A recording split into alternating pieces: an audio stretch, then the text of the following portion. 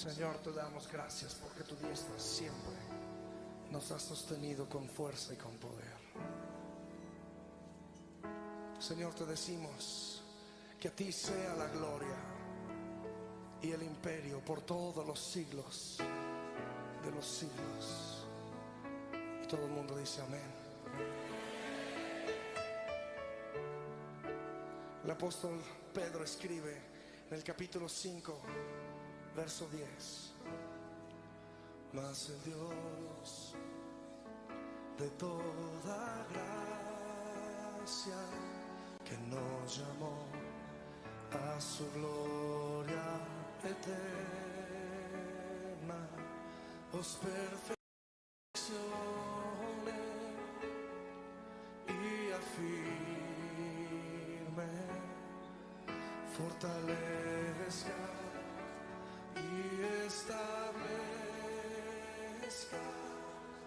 A Él sea la gloria, a Él sea el imperio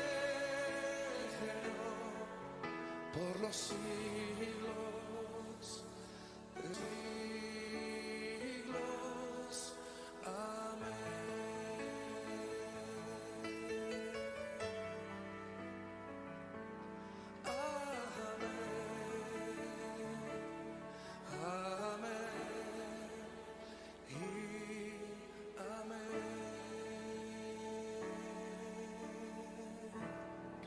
Más hacia el Dios de toda gracia, que nos llamó a su gloria eterna, os perfeccione y afirme, fortalezca y establezca. A Él sea la gloria, a Él sea el imperio por los siglos de los siglos. A Él sea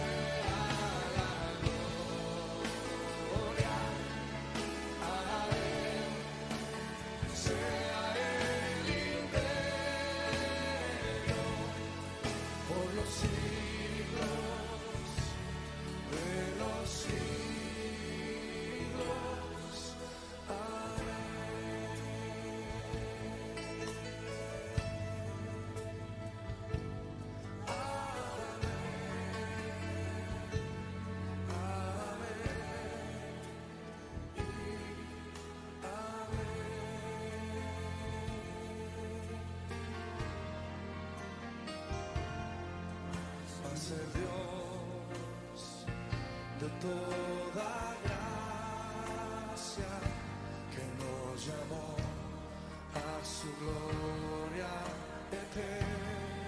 Dile a tu hermano que está por ahí cerquita: os perfeccione y afirme, fortalezca y establezca. A Él sea la gloria, a Él sea la gloria, a Él sea el imperio por los siglos de los siglos.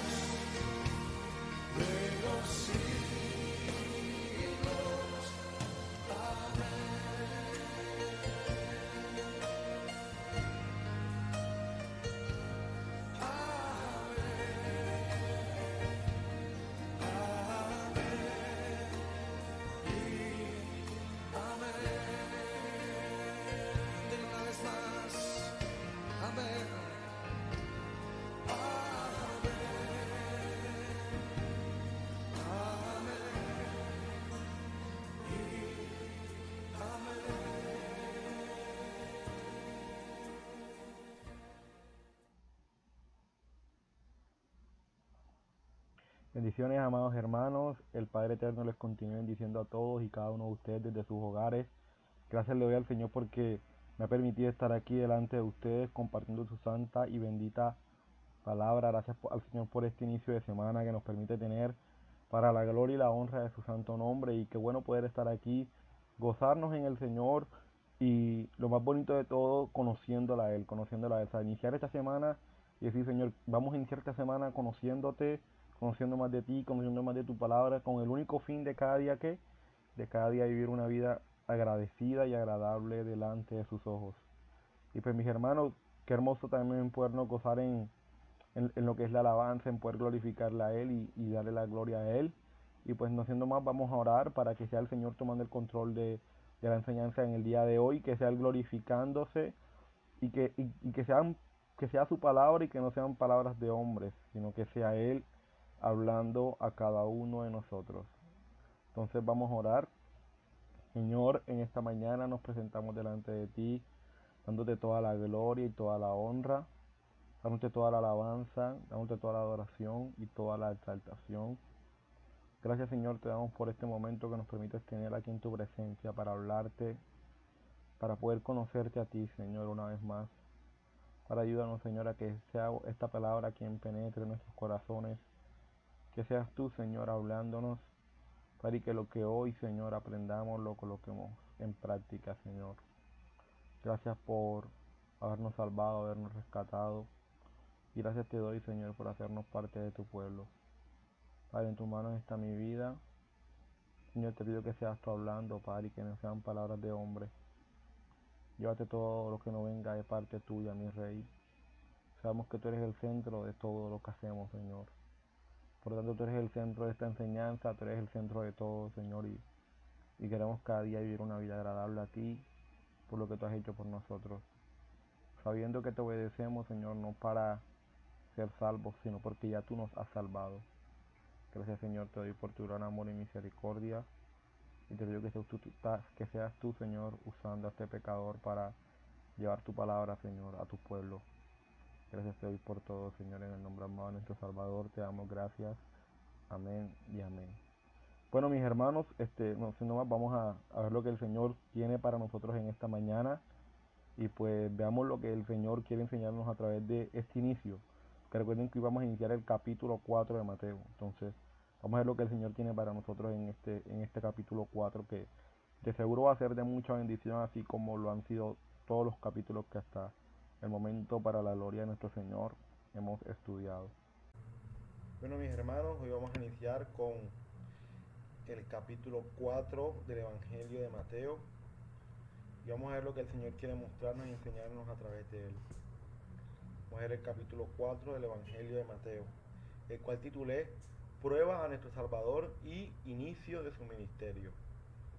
Si se dan cuenta, tengo dos imágenes ahí que citan dos textos que para mí resumen en gran parte lo que es el capítulo 4. El primero dice, no solo de pan vive el hombre, sino de toda palabra que sale de la boca de Dios. Hoy vamos a estudiar esa frase, vamos a profundizar más en ella. Dice, la siguiente dice, arrepentidos porque el reino de los cielos se ha acercado.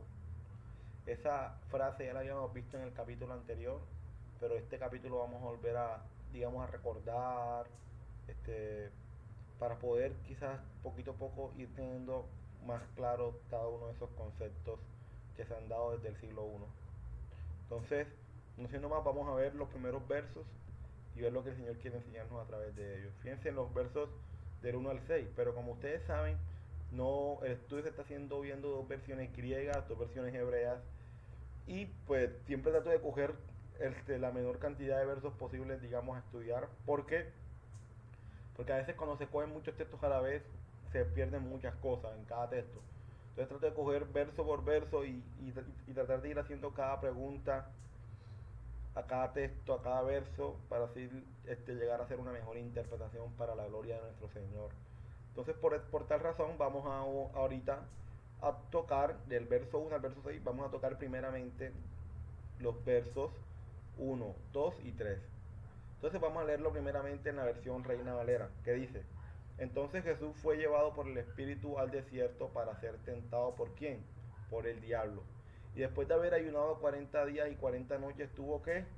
Tuvo hambre. Y vino a él el tentador y le dijo, si eres hijo de Dios, di que estas piedras se conviertan en pan. Entonces ahí vemos que como tal, nuestro Salvador, según la versión según esta versión había sido tentado por el diablo, ¿cierto?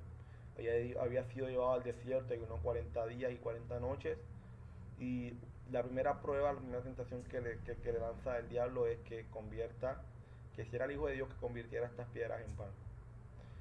Entonces vamos a ver ahorita la versión israelita nazarena del año 2011, que dice, entonces el Espíritu llevó a Yahshua al desierto, para que el acusador lo pusiera a prueba.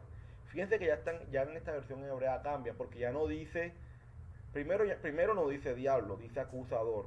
Y segundo no dice tentación, dice prueba. Entonces vamos a ir analizando esos conceptos. Y sigue diciendo, y después de haber ayunado 40 días y 40 noches tuvo hambre. Entonces se le acercó ¿quién? El tentador y le dijo, si eres hijo de Elohim, o sea, si eres hijo de Dios, di que estas piedras se conviertan en pan. Entonces vamos a ver las preguntas que hacemos a estos tres primeros versos, que son conexión entre el capítulo 3 y el capítulo 4. Segundo, ¿por qué nuestro Salvador fue al desierto y ayunó 40 días y 40 noches? Tercero, ¿nuestro Salvador fue tentado o probado? Cuarto, ¿cuál era la concepción de Satanás en el siglo I? Y quinto, ¿dónde está el problema en la primera prueba? Vamos a ver dónde está el problema en esta primera prueba. Fíjense que nada más de estos tres primeros versos, ¿cuántos puntos sacamos a analizar? 5 puntos. Entonces vemos que, siempre lo digo, es muy bueno tomar verso por verso o tomar los versos, digamos, los menos posibles para así hacer mayores preguntas, hacer preguntas más interesantes, analizar mejor el texto para así dar una mejor interpretación. Entonces veamos, dice, conexión entre el capítulo 3 y el capítulo 4. Vamos a ver la conexión que hay entre el capítulo 3 y el capítulo 4. Entonces vamos a ver. El capítulo 3 termina con el bautizo de nuestro Salvador y las palabras de nuestro Señor diciendo, este es mi Hijo amado en quien tengo complacencia. Pero ahora el capítulo 4 inicia con la prueba a nuestro Salvador en el desierto. Entonces vemos que el capítulo 3 ¿cómo termina? Termina diciendo, este es mi Hijo amado en el cual yo me complazco. Claro, el Señor ya habíamos visto que esa expresión es un hebraísmo, ¿cierto? El cual hace referencia a una persona que obedece los mandamientos, que vive conforme a los mandamientos. Y por eso nuestro Señor le dice a Yeshua, a nuestro Salvador, este es mi Hijo amado en quien yo me complazco. Claro, me complazco en Él porque Él me obedece, porque Él guarda mis mandamientos. Pero ahora vemos que en el capítulo 4 inicia esa prueba para nuestro Salvador. Y fíjense lo que sigue diciendo. Nuestro Salvador en el capítulo 3 vivió un momento de gran altura, claro, de gran altura espiritual, como el que experimentó cuando nuestro Señor le dice, este es mi Hijo amado en quien tengo complacencia. Lo cual es algo que nosotros también experimentamos en momentos de su vida, en todo nuestro caminar con nuestro Señor. Pero, en el capítulo 4, ¿qué pasa? Vamos a ver reflejado a través de las pruebas que vive nuestro Salvador el momento de prueba, el momento difícil que todos nosotros hemos vivido en algún momento.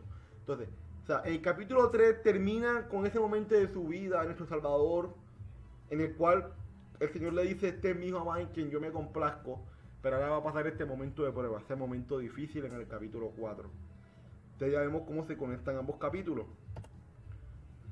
Ahora bien, fíjense este comentario de mi hermano José Sánchez Vilchis en la página 135 de su estudio de Mateo, que dice, hay dos momentos en que tú y yo necesitamos buscar a Dios. Momentos en que necesitamos ayunar y orar con fervor. Son los momentos en que estás experimentando un momento de gran altura espiritual. Si estás atravesando por un momento en el que Dios te está bendiciendo, y Dios te está haciendo cosas maravillosas en tu vida, es justo el momento para retirarte un tiempo y ponerte a orar y cuidarte. Porque es en esos momentos cuando pensamos estar firmes, en que pensamos que todo está perfecto y es maravilloso, cuando podemos ser probados. Es en esos momentos en que es muy importante no confiarnos, no dormirnos en nuestros laureles. O sea, ese momento en el cual tú estás en ese fervor, que sabes que el Padre te está ayudando, que estás haciendo las cosas bien, que estás en completa comunión con Él, que te sientes fuerte porque claro, estás unido a Él en su palabra, en la oración. En este momento, mi hermano, no te descuides. No te duermas en los laureles y sigue orando, sigue clamando. Porque como dice el Señor, aquel que cree estar firme, que mire que no vaya a caer después. Pero después sigue. Pero hay otro momento también muy importante para hacer eso. Y es cuando no estamos en la cima de una montaña, sino que nos encontramos en un valle. Momento en que estamos atravesando por una prueba muy difícil, por una situación muy grave, por una adversidad. Es un momento también muy importante para apartarnos, para clamar, para ayunar, para pedir. Así que en cualquiera de estos dos extremos en los que te encuentres es cuando más debes buscar a Dios. Mi hermano, tú puedes estar en la cima, pero estando en la cima puedes caer. Pero estando en lo más bajo, el Señor ¿qué? Te levanta a la cima. Entonces, ya sea arriba o ya sea abajo, siempre lo vas a necesitar a Él. Nosotros somos completamente dependientes de nuestro Señor. Mi hermano, si tú te crees estar arriba y ya crees que lo has cumplido todo y que has alcanzado todo, hermano, ya tú mereces estar en el cielo. O sea, tú para qué estás aquí, ¿cierto? O sea, que tú aún en la cima, tú necesitas de tu Señor. Pero estando en lo más bajo, reconoces que eres nada sin Él. Que el Señor te eleva. Porque es que, mis hermanos, debemos tener algo muy claro en nuestra vida. Y es que el Señor no quiere personas fuertes. No. Él quiere personas débiles, pero que aprendan a qué, a depender de Él. Él no quiere a alguien que se cree fuerte. Él no quiere a alguien que cuando esté en la cima diga, ya lo alcancé todo. Ya. A mí nadie me gana en santidad. Yo guardo todos los mandamientos. No, mi hermano. Él quiere que aún tú estando en la cima, tú sigas dependiendo de Él. Y sobre todo, sigas manteniendo esa humildad que a Él mismo le caracterizó. Eso es lo que quiere. O sea, que sea cual sea tu momento, mi hermano, no dejes de orar. No dejes de clamar, porque tú lo vas a seguir necesitando a Él. Ahora bien, la pregunta es, ¿tú estás pasando por un momento de gran altura espiritual en tu vida? ¿O estás pasando por un momento difícil de adversidad? Pregúntate, analízalo en tu vida. Tú lo sabes con el Señor. No hay nadie más que sepa tal cosa. Entonces, analízalo, míralo. Y sea cual sea el momento, no dejes de clamar. No dejes de buscarlo. Porque solo Él es tu Salvador. Solo Él es tu fortaleza, mi hermano. Ahora bien, ¿por qué nuestro Salvador fue al desierto y ayunó por 40 días y 40 noches? Vamos a ver. En hebreo, la palabra que se refiere a desierto es midbar. Esta palabra proviene de la raíz que significa pastar ovejas. O sea, en hebreo, la palabra desierto significa pastar ovejas. Esto se debe a que la palabra desierto hace referencia a un lugar donde no hay suficiente agua para la agricultura, pero es un territorio ideal para que los pastores hagan pastar a sus animales. La Torá, o sea, lo que tú conoces como Pentateuco, tiene lugar en el desierto del Sinaí, el escenario en el que el pueblo del Señor vagó por 40 años. El Sinaí es un desierto relativamente pequeño, claro, así lo dicen, ¿cierto? Los historiadores. Saben que el Sinaí es un desierto pequeño, en comparación con la enorme Sahara. Pero, ¿por qué se demoraron tanto tiempo en cruzar el Sinaí? La respuesta es que, contrariamente a la imaginación popular, el desierto bíblico no es una tierra interminable de dunas de arena, sino que es un campo de entrenamiento y prueba. O sea, el Señor pasó a su pueblo por el desierto, ¿para qué? Para probarlo. Así como nuestro Salvador, asimismo, ahora está en el desierto y está siendo, ¿qué? Probado, en este capítulo que estamos viendo. El Señor estaba entrenando a su pueblo para llegar a la tierra prometida. Salmo 78, 52. Hizo salir a su pueblo como ovejas y los llevó por el desierto como un ¿qué? Como un rebaño. La razón por la que nuestro Salvador estuvo en el desierto y fue probado ahí es porque Él debía ser esa copia del pueblo del Señor. O sea, ya lo he dicho varias veces, nuestro Salvador debía ser esa copia exacta de Israel en todo lo que debía hacer Israel.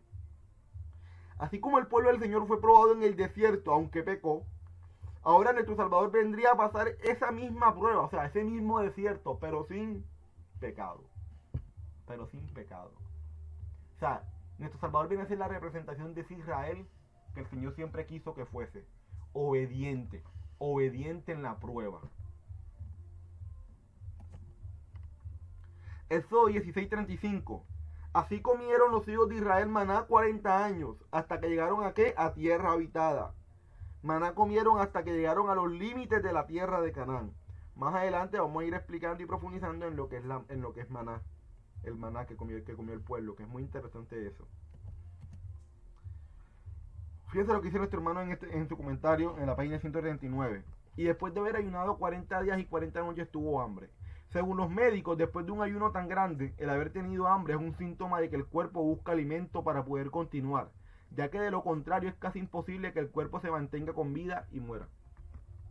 Hay personas que han ayunado ese tiempo, y según quienes han ayunado mucho tiempo, dicen que los días difíciles son el primero y segundo día, y a partir del tercer y cuarto día ya no es tan difícil.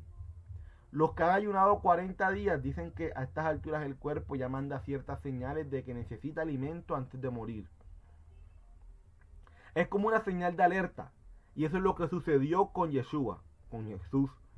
De lo que podemos aprender es que en el momento de mayor debilidad es cuando van a venir el tentador. Cuando te sientas muy mal, cuando estás a punto de tirar la toalla, y es ahí donde tenemos que tener mucho cuidado. Satanás tentó en 3 áreas al Señor. Mi hermano, ¿te sientes débil? Ora. Porque en tu debilidad es donde el enemigo va a aprovechar para hacerte pecar. Ojo, debilidad no es sinónimo de pecar, o no es sinónimo de pecado. Debilidad es sinónimo de oración. ¿Es sinónimo de qué? De lectura de la palabra. Claro, porque cuando estás débil, ¿qué necesitas? Alimentarte. Así como el cuerpo cuando está débil necesita alimentarse.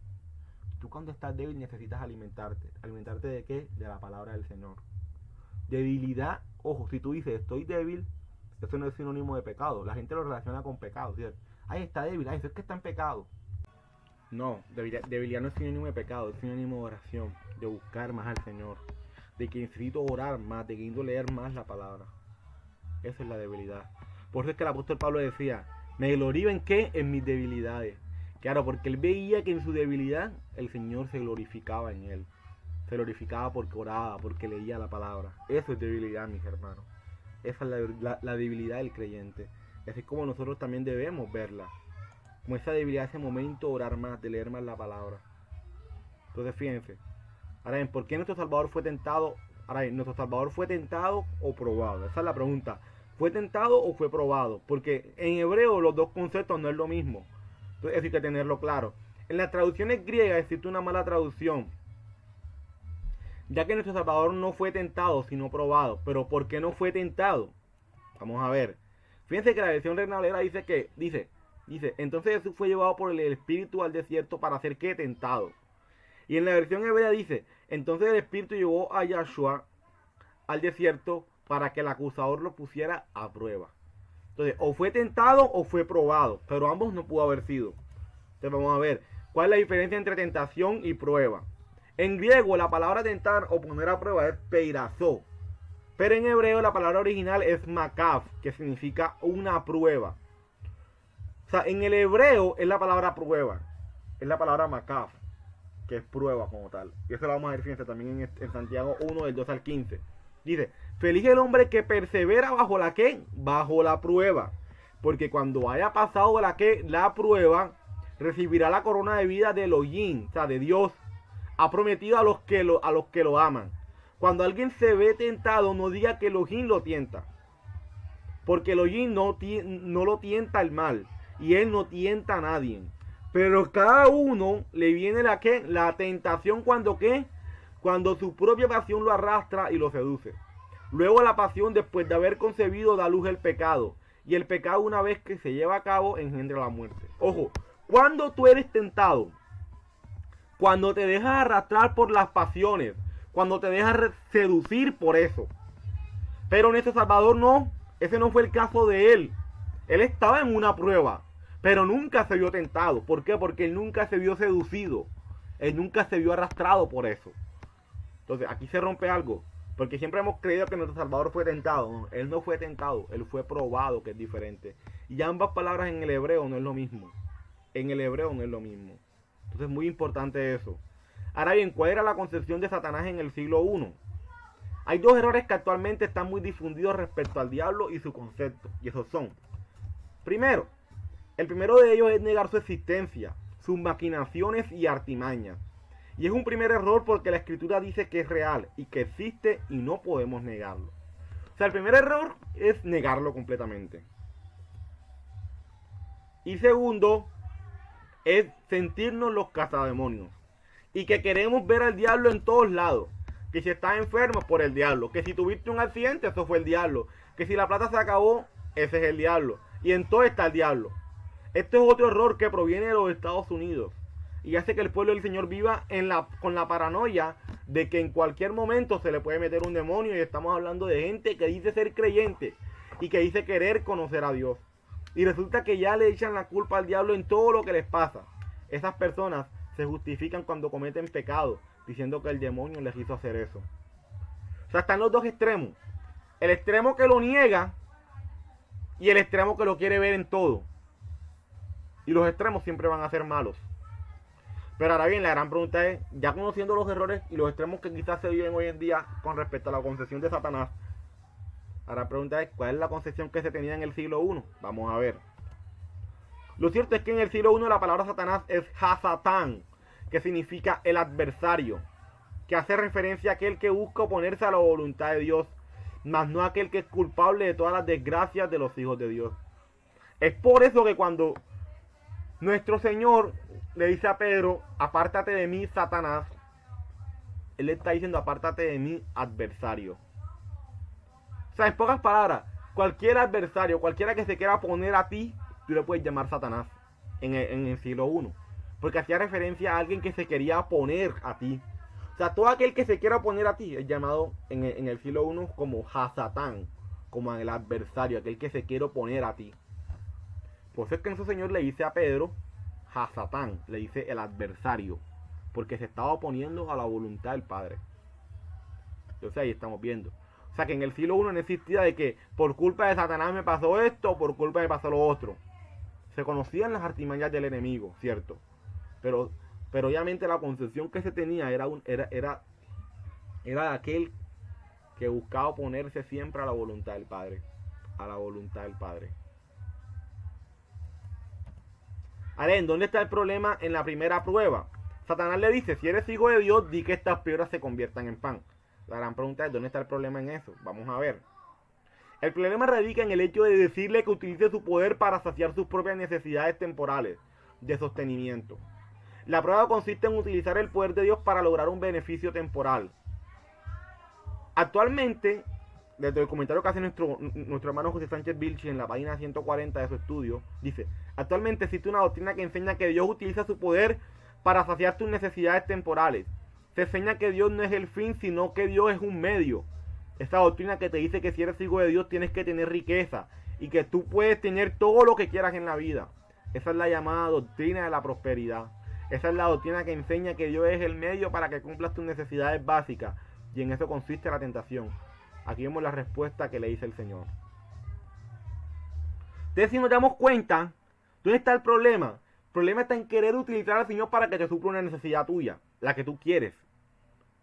Pero ahí está el problema, porque es que el Señor no está para eso. El Señor no está para darte lo que tú quieres. Él está para hacer su voluntad. Que su voluntad sea hecha en tu vida. Y hoy por hoy así viven muchos creyentes. Tienen al Señor como la varita mágica que le cumple todos los deseos.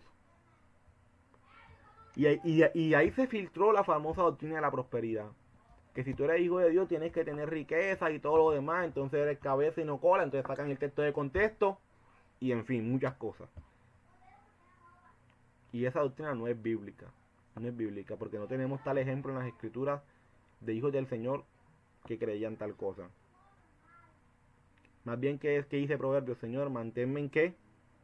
Manténme con lo necesario. No siendo rico para que siendo rico tenga todas las cosas y diga, ¿dónde está mi Dios? Como que busque negarte. Y tampoco, Señor, siendo pobre, porque después siendo pobre me olvido de tus mandamientos, infrinjo tus mandamientos y peco contra ti. O sea, ¿cuál era la concepción en ese momento? Señor, manténme con lo necesario. Ahí está el problema. Ahí está el problema en esta primera prueba. Ya sabemos que no es tentación, es prueba. No está el problema en esta prueba, en que quiere utilizar al Señor para que satisfaga lo que Él quiere. Y el Señor no está para eso. Mi hermano, el Señor no está para darte lo que tú quieres. Él está para darte lo que Él quiere darte, porque Él no está obligado a darte nada. Él lo que te da, te lo da por amor, te lo da por misericordia a ti. Fíjense lo que dice Santiago 4:3. Y cuando piden, no reciben. ¿Por qué no reciben? Porque piden con malas intenciones, para satisfacer sus propias, ¿qué? Pasiones. No, si tú pides para que el Señor te dé lo que tú quieras, tú estás pidiendo mal. Tú estás pidiendo mal y por eso nunca vas a recibir. Nunca vas a recibir. Tú tienes que pedir para que el Señor te dé lo que Él quiera darte, no lo que tú quieras que Él te dé. Nosotros como hijos de Dios no pedimos para que Dios nos dé lo que nosotros queramos que nos dé, sino que más bien lo hacemos porque queremos que Él nos dé lo que Él quiera darnos. Porque sabemos que lo que Él nos da, aunque no nos parezca, es bueno y perfecto. Así es. Ahora vamos a ver los versículos 4, 5 y 6. Vamos a leer estos versos primeramente en la versión internacional. Dice, Jesús le respondió, escrito está, no solo de pan vive el hombre, sino de toda palabra que sale de la boca de Dios. Luego el diablo lo llevó a la ciudad, Satán, el adversario, lo llevó a la ciudad santa, e hizo que se pusiera de pie sobre la parte más alta del templo y le dijo, si eres el Hijo de Dios, tírate abajo, porque escrito está, ordenará que sus ángeles te sostengan en sus manos para que no tropieces con piedra alguna. Ahora vamos a ver en la Biblia K2 israelita mesiánica. Pero él respondió, el Tanat dice, claro, la Biblia hebrea que me está haciendo, me está llevando al texto como tal, al Tanat. Porque el Tanat era lo que estaba en ese momento. Porque es que la versión griega me dice, escrito está, pero escrito está ¿dónde? En el Tanat. ¿Y qué es el Tanat? Lo que tú y yo conocemos como Antiguo Testamento. ¿Qué dice el Antiguo Testamento? O sea, ¿qué dice el Tanat? No solo de pan vive el hombre, sino de toda palabra que sale de la boca de Yahweh. Entonces, Satán le llevó a la ciudad Kadosh, o sea, la ciudad santa. Y le puso en el punto más alto del templo y le dijo, si eres el hijo de Elohim, salta, porque el Tanat dice, él ordenará a sus malajín acerca de ti. Ellos te sostendrán con sus manos, de modo que no dañes tus pies en la roca. Ok. Preguntas de estos versos, mis hermanos. Vamos a ver las preguntas de estos versos. Primer punto, no solo de pan vive el hombre, sino de toda palabra que sale de la boca de Dios. Vamos a analizar esta expresión, a llegar más a profundidad en ella. ¿Cuál es la ciudad santa o la santa ciudad? ¿Qué texto está citando Hasatán, o sea, el adversario, en el verso 6? Vamos a ver. No solo de pan vivirá el hombre, sino de toda palabra que sale de la boca de Elohim, o sea, de Dios. Nuestro Salvador aquí está citando Deuteronomio 8:3. Y te afligió y te hizo tener hambre y te sustentó con maná, comida que no conocías tú ni tus padres la habían conocido, para hacerte saber que no solo de pan vivirá el hombre, mas de todo lo que sale de la boca de Jehová vivirá el hombre. Bueno, ¿saben qué es lo interesante cuando yo empiezo a leer esto? Que el Señor no le dice a Satán, o sea, no le dice al enemigo, no, espérate, es que no tengo respuesta. Voy a esperar que llegue el Nuevo Testamento, y cuando llegue el Nuevo Testamento entonces te doy respuesta. Pues que en el Antiguo Testamento no tengo respuesta para darte. No. Pues el Señor tenía lo que tú y yo conocemos como Antiguo Testamento, y para él eso era más que suficiente. O sea, él no esperaba, ni necesitaba algo conocido como Nuevo Testamento. Hoy nosotros lo tenemos y le damos gracias al Señor por eso. Porque nos ayuda en muchas cosas, nos ayuda a entender muchas cosas, eso es cierto. Ver cómo muchas profecías se cumplen, eso es cierto. Gloria al Señor por eso. Lo que yo quiero dar a entender es que para el Señor era suficiente el Tanat, o sea, el Antiguo Testamento.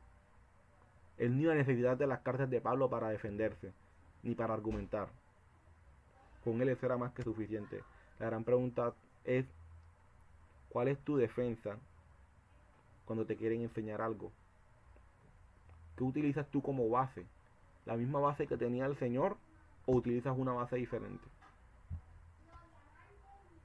Vamos a ver. Y sigue diciendo, el Señor en el desierto le daba a su pueblo maná.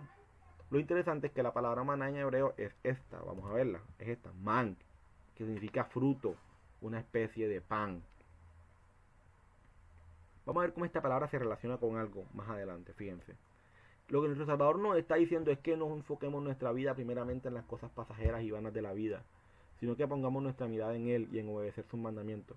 O sea, en pocas palabras, nuestro Salvador le está diciendo, una petición así no viene de un hijo mío, porque un hijo mío no se enfoca en las cosas materiales de la vida. Un hijo mío no pide así. Un hijo mío pide porque primeramente sea mi voluntad. Un hijo mío sabe cómo pedir. Porque un hijo mío sabe que no solamente de pan vive el hombre, sino de mi palabra, de lo que está escrito en ella. Fíjense lo que dice Eclesiastés 12:13. El fin de todo el discurso oído es este: teme a Dios y qué, y guarda sus mandamientos, porque esto es el todo del hombre. Mis hermanos, ¿qué es el todo del hombre? Tener riquezas, tener las cosas que quiera en esta vida, o guardar los mandamientos del Señor. ¿Qué es el todo? ¿Qué es el todo del hombre? Bueno, el todo del hombre es guardar los mandamientos del Padre Eterno. La gran pregunta es, ¿tú los estás guardando? O bien, ahora preguntémonos otra cosa. ¿Cuáles eran los mandamientos para Salomón? Porque recordemos que quien escribe Eclesiastés es el Salomón. ¿Cuáles eran los mandamientos para Salomón? ¿Será que él tenía el Nuevo Testamento? No. Los mandamientos eran lo que él tenía en el Tanat, en el Pentateuco, las instrucciones que el Señor le había dado a su pueblo. Y si ese es el todo del hombre, guardar esos mandamientos que el Señor le da a su pueblo, la gran pregunta es, ¿tú los estás guardando? Entonces pidámosle al Señor que nos ayude, porque solo no podemos, mis hermanos. Ahora bien, emuná, la palabra emuná. La palabra emuná es fe, en hebreo es la fe, lo que tú conoces como fe. Solo que en hebreo la palabra emuná tiene que ver con fidelidad, con obediencia, con lealtad.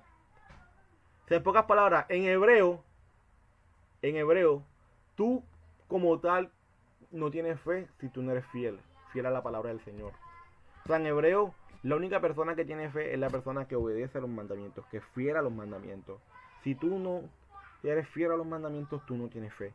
Porque la fe, que en hebreo es emuná, te va a llevar a eso, a obedecer los mandamientos. Maná se dice manjú en hebreo. E increíblemente esta palabra tiene las mismas letras que emuná, que es fe. O sea que cuando uno tiene fe, tiene siempre alimento. Claro, así es. O sea, la palabra maná y la palabra emuná, que es la palabra man, que es maná en hebreo, y la palabra emuná, que es fe en hebreo, se relacionan entre sí. O sea, están unidas en significado. Porque fíjense, la fe en hebreo implica fidelidad y obediencia a los mandamientos del Señor, lo cual nos da a entender que el maná que el Señor le estaba dando a su pueblo en el desierto era una representación de fe de lo que los llevaría a la obediencia a los mandamientos de nuestro Señor.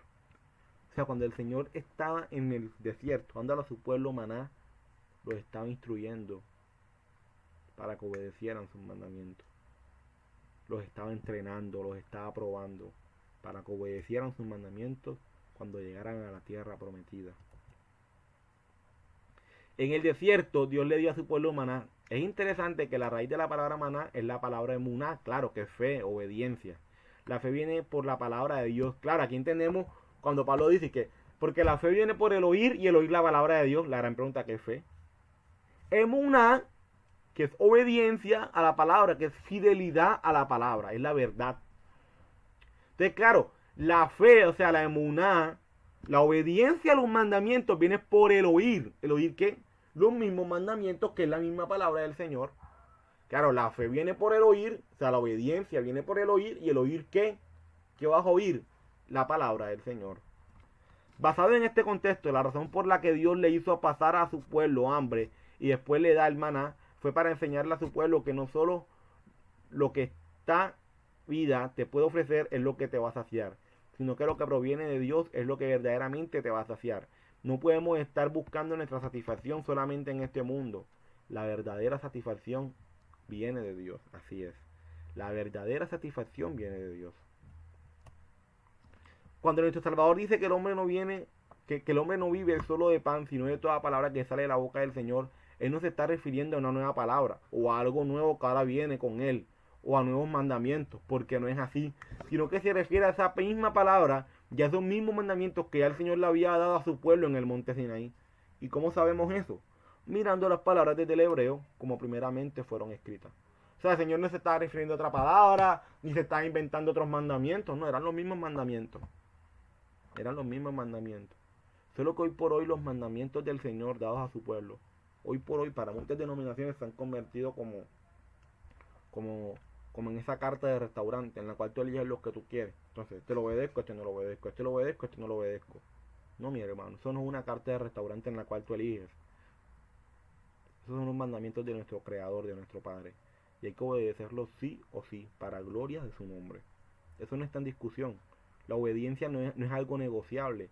Ni tampoco lo que vas a obedecer es negociable. Lo que está escrito, escrito está, y hay que obedecerlo. Porque como mismo el Señor dice, cielo y tierra pasarán, pero mi palabra no pasará. Ojo, él no dijo, cielo y tierra pasarán, pero mi palabra no pasará. Entre paréntesis, pero este y este mandamiento no se obedecen. Estos sí van a pasar. O sea, esos sí van a pasar, pero estos y estos no van a pasar. No, mi palabra no va a pasar y mi palabra es todo. No hay paréntesis, no hay entre comillas, no hay nada que te diga estos sí y estos no. ¿Quién te los dijo? Pregúntatelo tú, ¿quién te los dijo? Si la palabra del Señor o tu interpretación de la palabra del Señor. Porque yo no conozco tal cosa en la palabra del Señor. No la conozco. No conozco tal cosa. Entonces, vamos a ver ahora la siguiente pregunta. ¿Cuál es la santa ciudad? Fíjate lo que dice Apocalipsis 21:2. Y vi la ciudad santa, la nueva Jerusalén, que descendía del cielo de Dios, preparada como una novia ataviada para su esposo. Esa santa ciudad es Jerusalén. La santa ciudad, cierto, amén. Esa ciudad Kadosh. La palabra Kadosh en hebreo es santo, pero en hebreo es Kadosh como tal. ¿Qué texto está citando Hasatán, o sea, el adversario, en el verso 6? Hasatán lo que dice en el verso 6 es, y le dijo, si eres hijo de Dios, échate abajo, porque escrito está, a sus ángeles mandará acerca de ti, y en sus manos te sostendrá, para que no tropieces con tu pie en piedra. Escrito está. Vamos a ver. El texto que está citando para decir eso es Salmo 91, del 11 al 12. Pues a sus ángeles mandará acerca de ti, que te guardarán en todos sus caminos. En las manos te llevarán para que tu pie no tropiece en piedra. Ciertamente eso es lo que dice el texto de Salmo. Pero el problema es que Satanás se le pasó por alto para su propia conveniencia lo que dice Deuteronomio 6:16. Eso es como que, oye mi hermano, mira que esto acá dice eso, sí, pero se te está olvidando esto.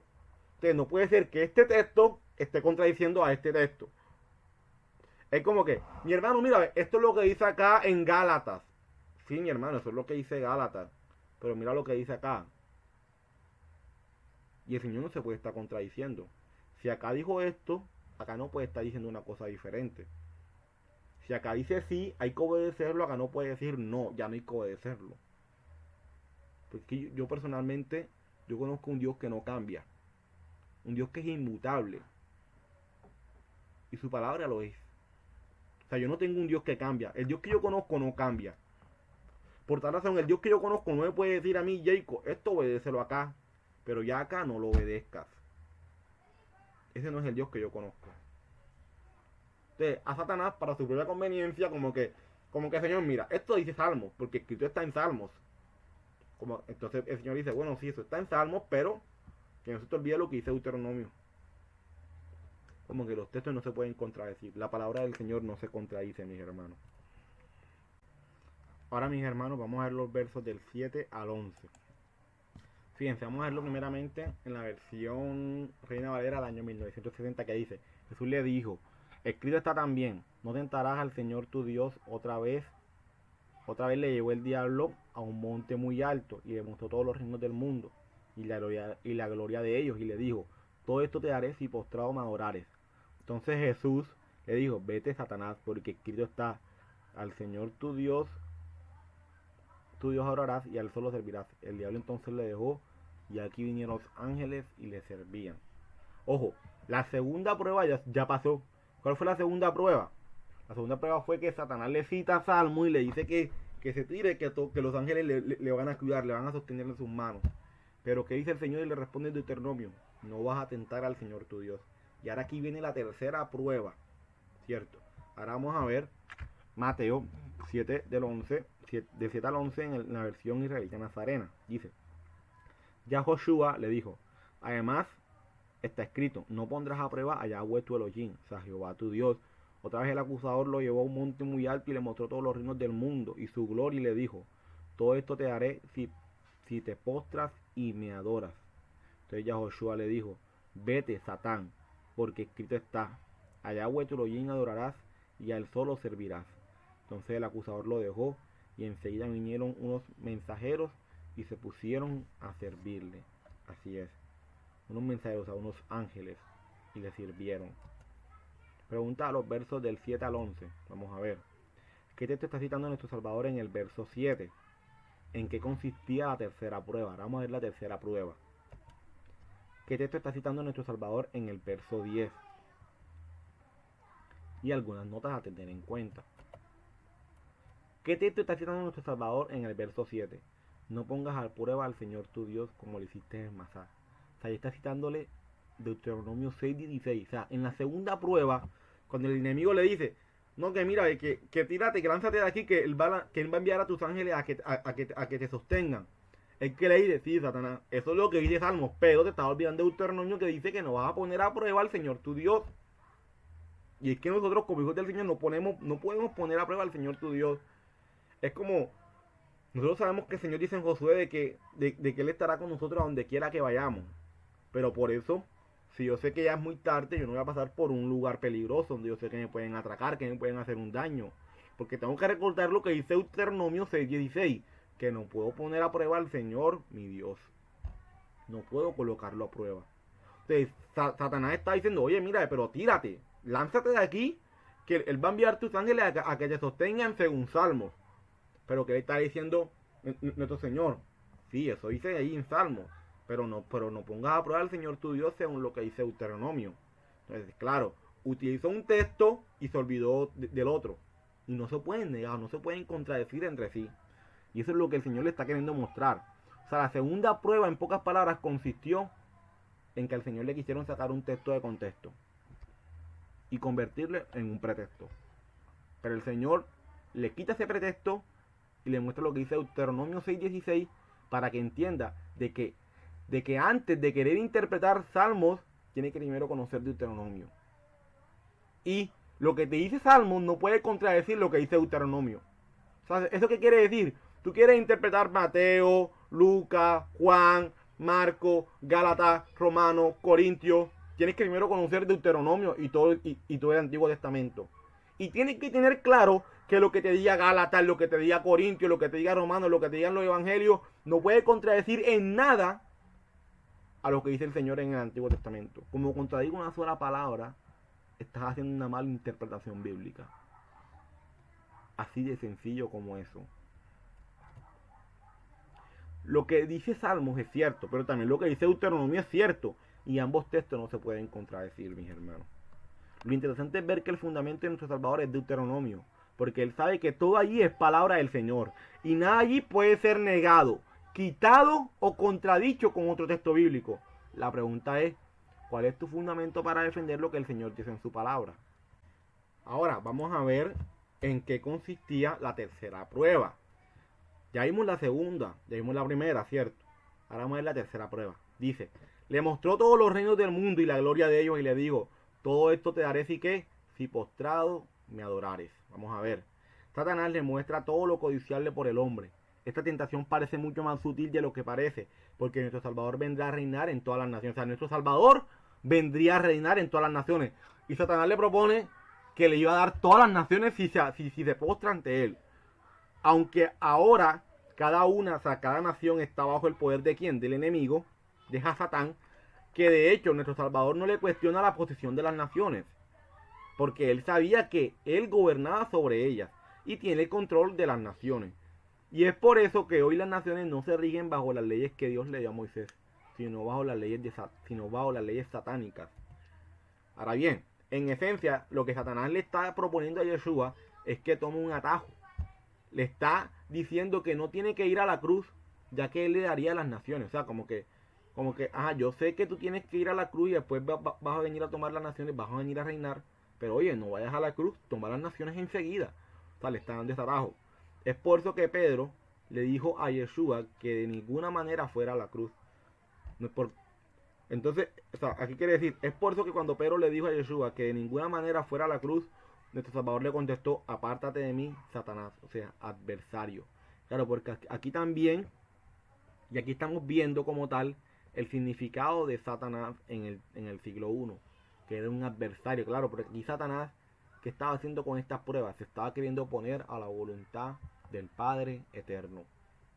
Es un adversario, es un opositor, como tal. Ahora bien, ¿qué texto está citando nuestro Salvador en el verso 10? Vamos a ver. Nuestro Salvador en el verso 10 dice, vete Satanás, porque escrito está, al Señor tu Dios adorarás y a Él solo servirás. Nuestro Señor está citando Deuteronomio 6:13, que dice, teme al Señor tu Dios y sírvele solamente a Él, y jura solo en su nombre.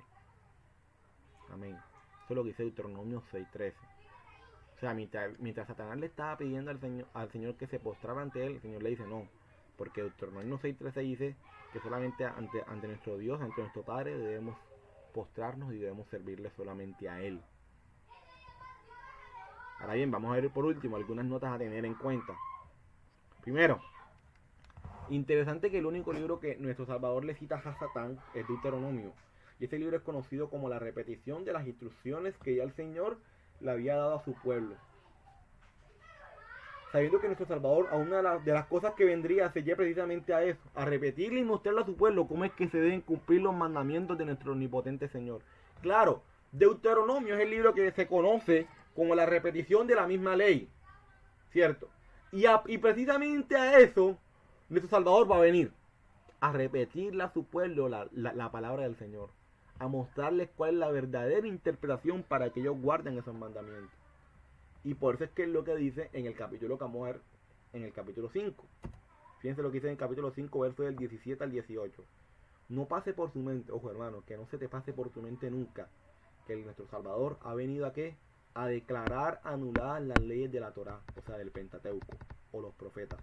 No he venido para anularlas, sino para ¿qué? Para revelarles la interpretación correcta, para que puedan cumplirse en plenitud. Porque en verdad les digo que hasta que pasen el cielo y la tierra, ni una Yob, ni una virgulla, ni una cos pasarán de la Torá hasta que todo se haya cumplido. Mi hermano, mientras el cielo y la tierra estén presentes, la Torá del Señor va a permanecer, va a seguir allí, amén, va a ser eterna. Segundo, escoge la vida. Las tres pruebas son entonces un ataque frontal a la verdad del hombre. Le invitan a escoger la muerte. Le invitan a escoger la muerte, el vacío ilusorio. El gran engaño consiste en hacernos creer que toda nuestra vida consiste en un poco de pan, en un poco de poder y en un poco de éxito y que todo nuestro futuro consiste en un puñado de cosas a fin de ¿qué? De entrar en el gran circo de imágenes que muestran todo y no demuestran nada. La tentación es borrar nuestra hambre del cielo y de paz, de hambre de justicia y de belleza, hambre de obedecer los mandamientos de nuestro Padre. Entonces, dejamos de caminar sobre las palabras de nuestro Creador y empezamos a caminar con toda la fuerza que nuestra cultura y el mundo nos ofrece. Por eso el Señor hoy nos dice, vamos a ver lo que el Señor nos dice, mis hermanos. Pero pregúntate hoy, ¿qué es lo que rige tu vida? ¿La palabra de tu Creador o tu cultura?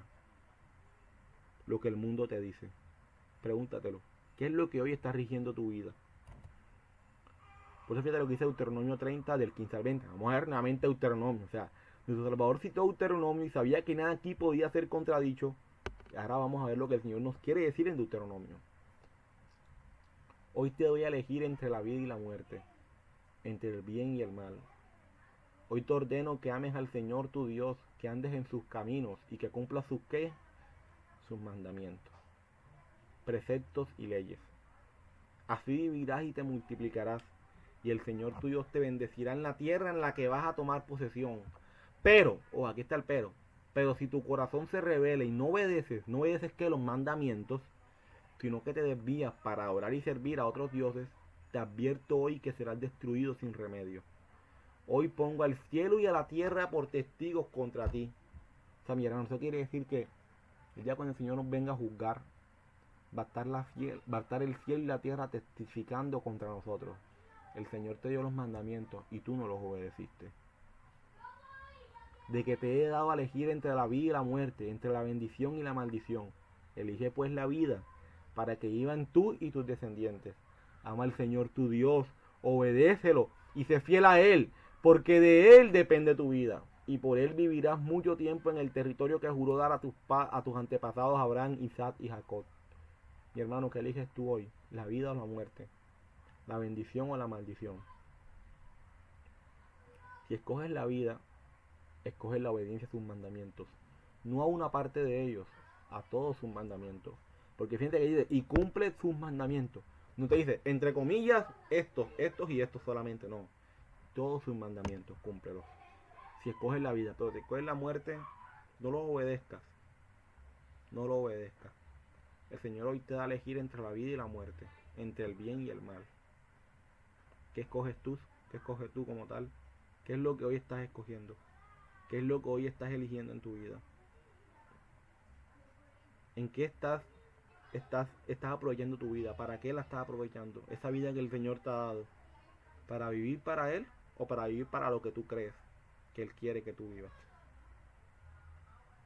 Es momento de orar, mis hermanos, y de pedirle al Señor que nos ayude a vivir una vida obediente a sus mandamientos. Que sea Él ayudándonos a huir de la tentación. Y que en medio de la prueba salgamos victoriosos para su gloria y su honra. Amén. Mis hermanos, la verdad es que me gozo en el Señor, me gozo en todo lo que Él nos ha enseñado hoy a través de estos versos que primeramente hemos estudiado en el capítulo 4 y la gloria sea para Él por eso. Saben que para la gloria del Señor cada día buscamos conocerle más, buscamos agradarle y cada día vivir una vida para Él y solamente para Él. Amén. Y bueno, les invito a que el día miércoles nos sigan acompañando con nuestro hermano José Alfredo con el estudio de Esther y que los días sábados nos acompañen en el Día del Señor para seguir compartiendo como tal lo que son los mandamientos del Señor a fin de cada día poder irle agradando a Él. Y bueno, los domingos se encuentran con este siervo para seguir estudiando lo que es Mateo para la gloria y la honra de nuestro Señor. Entonces vamos a orar ya para ser despedidos. Señor, en esta mañana te damos gracias por esta palabra, Señor, por todo lo que tú nos has permitido conocer. Gracias porque tú has sido bueno, porque tu misericordia ha sido, Señor, por siempre y para siempre. Gracias por este momento, Señor. Gracias por esta oportunidad que nos das. Gracias porque nos permites iniciar la semana de esta forma, conociéndote a ti, Señor, y viviendo para ti. Gracias, Señor, te doy por todo, Señor. Tú conoces a la congregación, guárdala, guarda a nuestro pastor, a su familia, guarda a cada hermano, guarda a cada matrimonio, guarda a cada uno de mis hermanos, Señor, y llénalos de ti. Tú conoces las necesidades de la congregación, que seas tú supliéndolas, Padre. Tú conoces las necesidades que aún tenemos como ciudad, como país. Te pido que seas tú dándole la sabiduría necesaria a los gobernantes para poder dirigirlo. Padre, gracias te doy, Señor. Tú tienes el control de todo, Padre, y en ti descansamos día tras día. Colocamos en tus manos este inicio de semana y que todo lo que hagamos en el resto de la semana lo hagamos para la gloria y la honra de tu nombre. En el nombre amado de nuestro Salvador, te damos gracias, mi Rey. Amén y amén. Bueno, mis hermanos, el Señor les bendiga a todos. Ya saben, nos vemos el día miércoles con nuestro hermano José Alfredo y el sábado una vez más con nuestro pastor. El Señor les bendiga a todos y nos estamos viendo. Bendiciones a todos.